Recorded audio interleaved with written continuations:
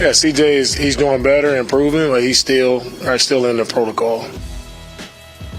Well, if he's still in the protocol, he's probably not playing on Sunday.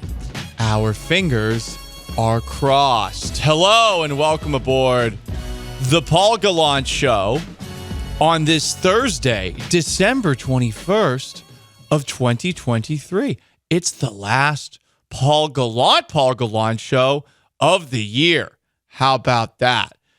Going to be on a different show next week. And then back in the new year. So we got one last show before Texans and Browns, a weekend of Christmas time football.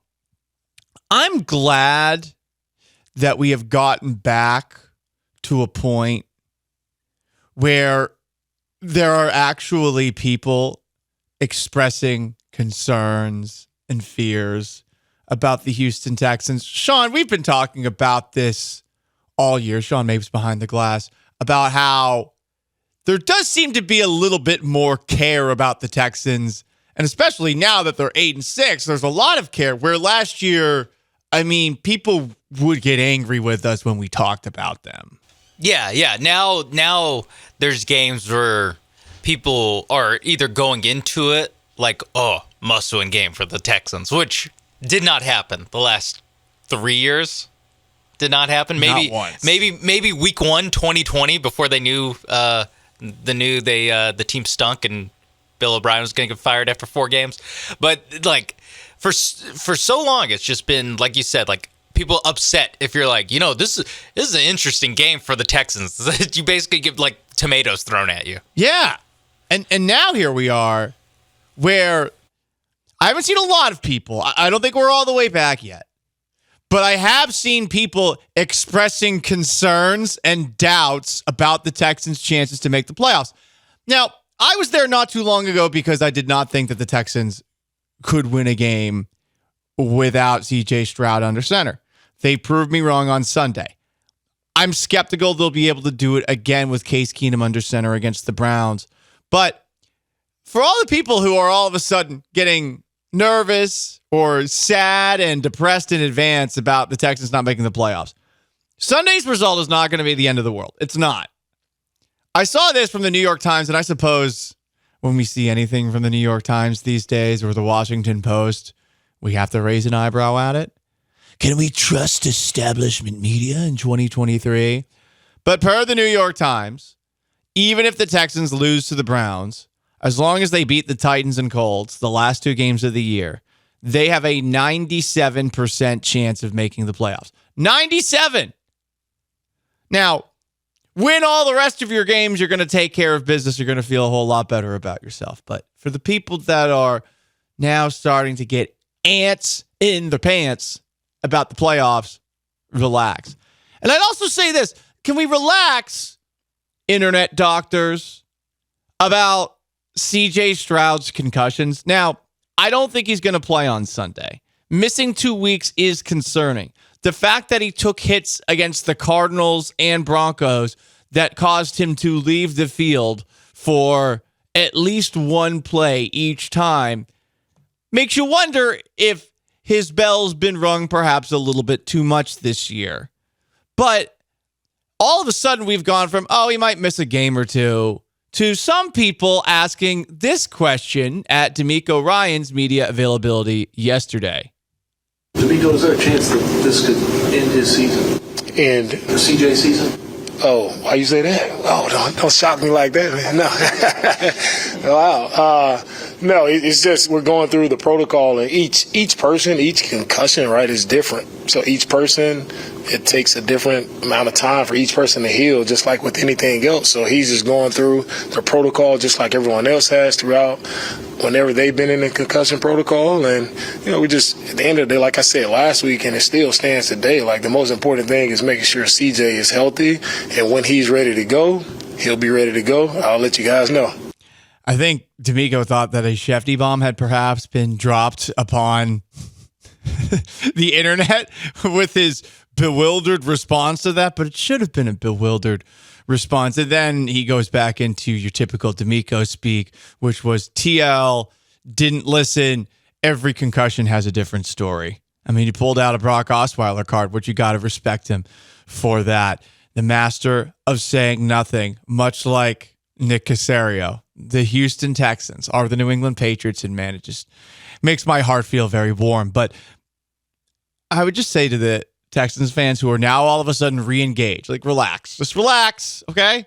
Relax. Because they're going up against Joe Flacco on Sunday. I know the Browns' defense is very, very, very, very good, and it has Myles Garrett. And it's going to be tough for the Texans to score points if Case Keenum's under center. But at the same time, it's Joe Flacco on the other sideline. I mean, I didn't respect Joe Flacco when Joe Flacco was having the greatest playoff run of all time. And then everyone told me after that, no, you have to say Joe Flacco's an elite quarterback. Do I? No, I don't. He's been pretty good in the playoffs in his career. But I mean, now we're talking about a totally different Joe Flacco. A Joe Flacco who, by the way, shaved his beard. Does that work? As somebody who has bushy eyebrows himself that also can grow facial hair very quickly, it is rather noticeable when you get rid of the fur on your face.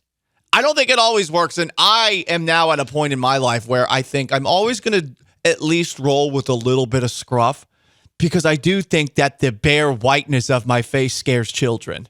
I mean, it is very reflective. It is illuminating. So you got to have a little more contrast on your face. So fashion tip to Joe Flacco, stick with the beard. The beard was working for you.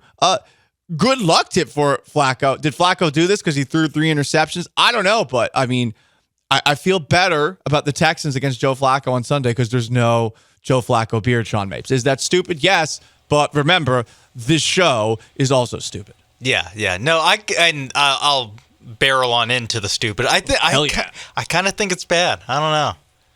Like you said, threw 3 interceptions and then clean slate on his face. Like you said, we'll see where he's at on Sunday with the growth. Also, in 2012, when he was elite, when he was winning the Super Bowl, no beard. Is no beard Flacco. Also, I pulled up Joe Flacco's stats. Hit me. Explain that. Woof.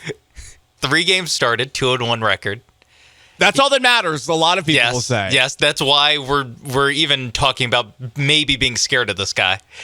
7 touchdowns, 5 interceptions. Again, 5 interceptions is a lot for 3 games in 2023.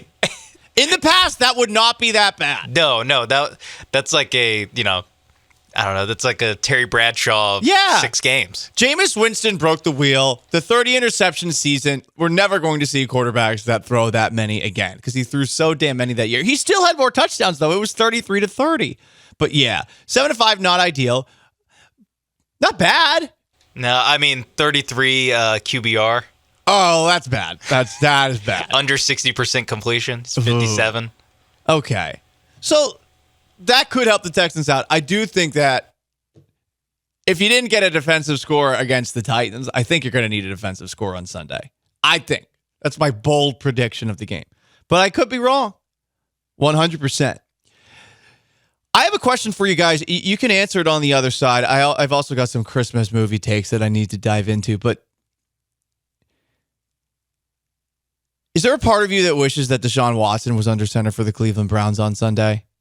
Because I'll admit, yes, I do wish that. No, not because I want to ask him some Big J question at the press conference before the Cleveland Browns media guy stifles the free press. No, more, I want to see him fail against the Texans. Last year didn't count. Last year, the Texans stunk. Even with Deshaun Watson making his return and being rusty, like that game, they had no chance. Which is a shame, but yeah, that was a bad football team, especially at that point in the year last year. And I know they had a couple of games where they were competitive against Kansas City and Dallas and Philadelphia. I guess I just covered the spread against Philadelphia, but that game was a bummer because Watson played like crap. And if you had won that, I mean, what an amazing feeling that would have been. So on a game like Sunday, where it's not the end of the world if you lose, it does feel like a playoff kind of game, but you also have Case Keenum going up against Joe Flacco. There is a part of me that wishes that in back-to-back weeks, you could potentially have Case Keenum beat the Tennessee Titans dressed up as the Houston Oilers, and that Case Keenum could beat Deshaun Watson with the Cleveland Browns. Like, that would be something else. And with the way Watson was playing this year, it would have been possible. Although, the last we saw of him, he actually did look very good. I think he completed his last 14 passes before his elbow fell off or whatever. Shoulder? Elbow? No, that was before his shoulder got hurt. Right. His shoulder got hurt in the second quarter, and then he was awesome in the second half. So, bum shoulder Watson's like The actually... best Watson we've seen since 2019. Yeah, MVP caliber. There's another part of it, too, where there's this one person who became very public after the Deshaun Watson trade to Cleveland. This guy by the name of Garrett Bush. He's like a sports pundit in Cleveland. Somehow he was on Bill Simmons' podcast. And he's one of those people that there are many of them here in Houston who seem to believe that racism is the reason that Deshaun Watson had 26 different allegations of sexual misconduct against him by masseuses. Again, we're 26. And he does this like a 1.5 hour video where he talks about like how there's been racism in the NFL's history. Sure, but he doesn't bring up anything that involves Deshaun Watson in this 1.5 hour video. And people are like, man, thanks for bringing facts to the table. This is the same guy who thinks Kevin Stefanski should be fired. Coach of the year, frontrunner Kevin Stefanski. Like, this guy's a complete bozo. And that's another reason that I wish the Browns had Deshaun Watson, because I want this. I want this guy's ass on a plate. Anyway, Paul Galancho, ESPN 97.5 and 92.5. I suppose you could isolate that as a drop. Whatever. It's the last show of the year. It's the greatest day of your life.